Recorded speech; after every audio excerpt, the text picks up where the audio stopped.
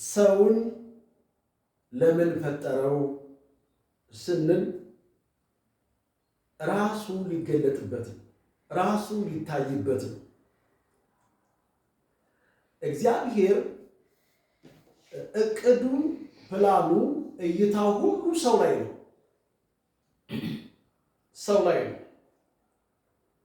ስለዚህ የእግዚአብሔር አካሄድ፣ የእግዚአብሔር እይታ፣ የእግዚአብሔር ፕሮግራም ሰው ላይ ነው። መጽሐፍ ቅዱስ የሚነግረን ይህንን ነው። ሁሉን ከዘፍጥረት ምዕራፍ 1 እስከ ቁጥር 25 ድረስ ሁሉን ፈጥሮ ከጨረሰ በኋላ ሰውን ግን ያለው ምንድን ነው? ሰውን በመልካችን እንደ ምሳሌያችን እንፍጠራለን ይላል። ምዕራፍ 1 ቁጥር 26 ላይ ዘፍጥረት ሰውን በምን አለ? በመልካችን እንደ ምሳሌያችን እንፍጠር አለ። ከዛ ቀጥልና ምን አለ? እንፍጠር ካለ የባህር ዓሦችን፣ የሰማይ ወፎችን፣ ምድር ሁሉ በምድር የሚንቀሳቀሱ ሁሉ ምን ያርጉ? ይግዙ አለ ይላል። እግዚአብሔር ሰውን ሊገዛው ነው የፈጠረው። ሰውን እንዲገዛ አልነበረም የእግዚአብሔር ፕሮግራም። ሰውን እንዲገዛው ሳይሆን ሰውን እግዚአብሔር እንዲገዛው፣ እግዚአብሔር በሰው ምን ይሆን እንዲገለጥ የእግዚአብሔር ፕሮግራም አንተ ነህ፣ አንቺ ነሽ፣ እኔ ነኝ። ስለዚህ መልክ የሚለው ነገር ስናነሳ መልክ ምንድን ነው? ባህሪ ነው። የእግዚአብሔር ባህሪ ምንድን ነው ስንል አንዱ ፍቅር ነው። እግዚአብሔር ፍቅር ነው ስንል እግዚአብሔር ፍቅሩን መገለጫው በማን ነው ሲባል በሰው ነው። እርስ በርሳችሁ አጥብቃችሁ ከነፍሳችሁ ነው በሉ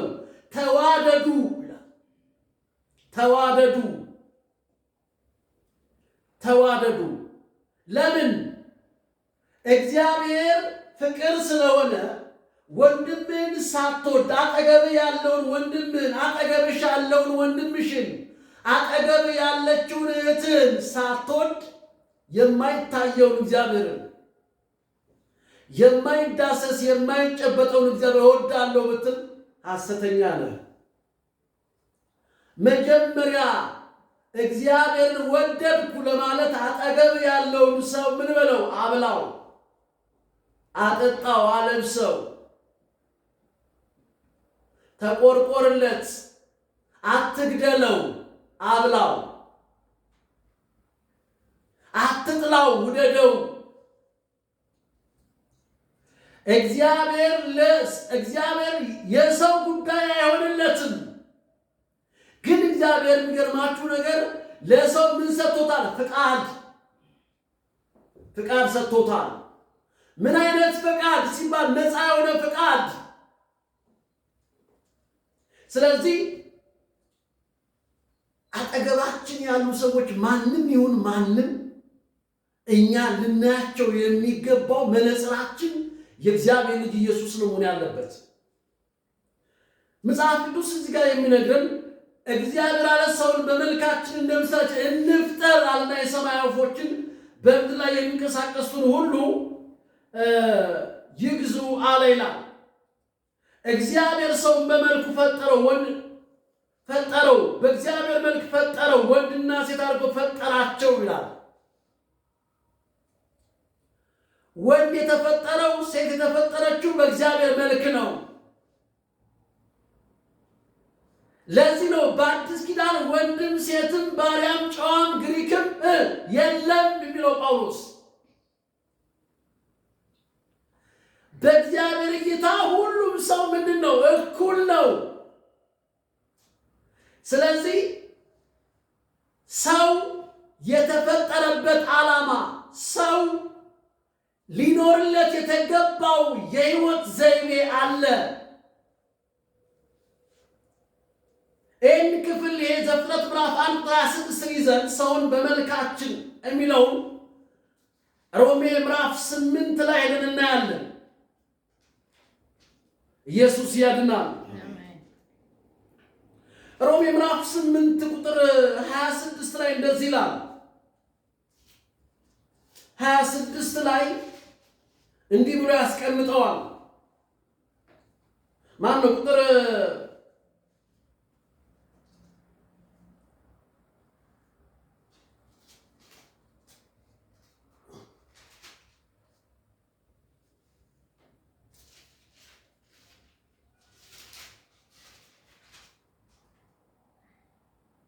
28 ላይ እግዚአብሔርን ለሚወዱ እንደ ሐሳቡ ለተጠሩ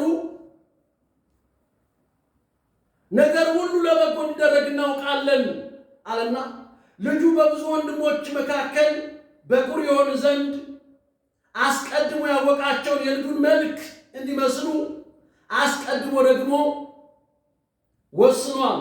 አስቀድሞ ደግሞ እንዲመስሉ አስቀድሞ ደግሞ ወስኗልና አስቀድሞ የወሰናቸው እነዚህን ደግሞ ጠራቸው፣ የጠራቸው እነዚህን ደግሞ አጸደቃቸው፣ ያጸደቃቸው እነዚህን ደግሞ አከበራቸው ይላል። አንድ ቃል አለች እዚህ ጋር ምን ምትል ቁጥር 29 ላይ እንደዚህ ልጁ በብዙ ወንድሞች መካከል በኩር ይሆን ዘንድ አስቀድሞ ያወቃቸው የልጁን ምን መልክ። ሰው በመልካችን የእግዚአብሔር መልክ ማን ነው ስንል ኢየሱስ ነው። ተመልከቱ የእግዚአብሔር ፕሮግራም። ለዚህ ነው ሰውን ምን አለ? ሰው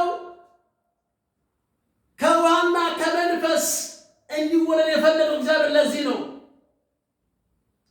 ሰው በእግዚአብሔር እንዲመላለስ፣ በእግዚአብሔር እንዲወጣ እንዲገባ፣ ሰው እግዚአብሔርን እንዲሸት የህይወት ዘይቤያችን፣ የህይወት ስርዓታችን፣ ንግግራችን፣ ጨዋታችን፣ እይታችን ሁሉ ማን ይሆን? እግዚአብሔር ራሱ ይሆን። ንግግሮቻችሁ በጨው እንደተቀመመ በጸጋ ይሁን ይላል። ሁሉን ነገር ወደዚህ ታመጣዋለህ ይላሉ አንዳንድ ሰዎች። ሁሉን ነገር ታመጣዋለህ ወዴት? ወደ መንፈሳዊ ነገር ታመጣዋለህ። ከዛ ውጪ ምን አለ? ከመንፈሳዊ ነገር ውጪ ምን አለ? ስለዚህ እግዚአብሔር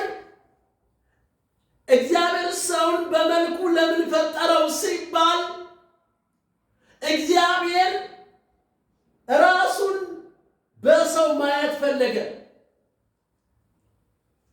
ስለዚህ እግዚአብሔር ሲመለከት ልጆቼ ነው የሚለው፣ ባሪያ ነው። አንተ ባሪያ አይደለም፣ አንተ ልጅ ነህ። የልጁን መልክ ይመስሉ ዘንድ ይላል። የባሪያ መልክ አላለም። እሱ ባሪያ ሆኖልሃል። በቃ አልቋል። የእሱ ጉዳይ፣ የባርነት ጉዳይ ኢየሱስ ወስዶ ምን አድርጎታል? መስቀል ላይ ቸንክሮልሃል። እሱ የባሪያን መልክ መስሎ መጥቶ ባሪያ ሆኖ ተዋርዶ ተንገላቶ ባርነትን ካንተ ላይ ምን አድርጎልሃል? ወስዶልሃል። አሁን የተሰጠ ምንድነው ሲባል የልጅነት ነፃነት፣ በነፃነት መግባት፣ በነፃነት መኖር። ሰዎቹ እኮ በልተው አይረኩም። መጽሐፍ ቅዱስ ስለ ምግብ ይናገራልና እኔ ብዙ ጊዜ የምጠቅሰው ቃል አለ። ምሳሌ 13 ቁጥር 25 ላይ እንደዚህ ይላል፣ ጻድቅ ይላል ሰውነቱ እስኪጠግብ ድረስ ይበላል ይላል። ምን ማለት ነው? ሰውነቱ የሚለው የእርካታ ጉዳይ። ኃጥእ እየበላ ይርበዋል ይላል። ይበላል እኮ ጮማ ይበላል። ሂዱት ስጋ ቤት ግቡ፣ ቢራውን ይጠጡታል፣ ድራፍቱን ይገለብጡታል፣ ጠላውን ይሉታል፣ አረቄውን ይሉታል። ግን ይርባቸዋል፣ ይጠማቸዋል። ጻድቅ ሰውነቱ እስኪጠግብ ድረስ ይበላል። ምሳሌ ምዕራፍ 13 ቁጥር 25 ላይ። ስለዚህ አንተ የእግዚአብሔር ልጅ ነህ ሲባል ዛሬ ላይ የተጀመረው ያኔ ጥንት ነው። አጥንት ነው በእግዚአብሔር ልብ ውስጥ ያለው። እግዚአብሔር ሰውን ማረገው በራሱ መልክ ፈጠረ። የሰው ጉዳይ ጥልቅ ነው። የሰው ጉዳይ ሚስጥር ነው። ሰው ተቆፍሮ ተቆፍሮ ተቆፍሮ ተቆፍሮ ተቆፍሮ የማያልቅ ማዕድን ነው። ሰው ነፍስ አለው። ሰው ስጋ አለው፣ ነፍስ አለው፣ መንፈስ አለው።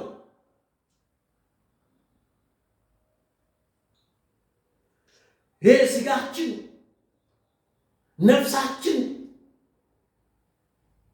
መንፈሳችን በጣም ትኩረትን እንሰጠው የሚገባ ጉዳይ ቢኖር